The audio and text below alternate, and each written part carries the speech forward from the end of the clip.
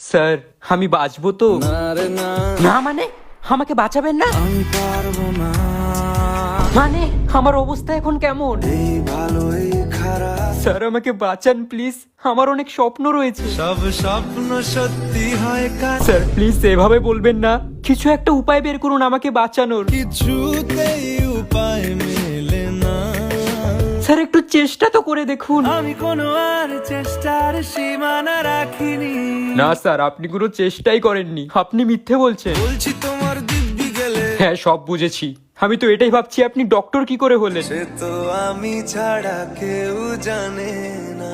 আচ্ছা স্যার আপনার কি টাকা কম হয়েছে, আরো টাকা লাগবে? লাগে না লাগে না। তাহলে আপনি কি চাইছেন স্যার? আটকে তোকে রাখতে চাইছি খুব। আটকে রাখবেন মানে?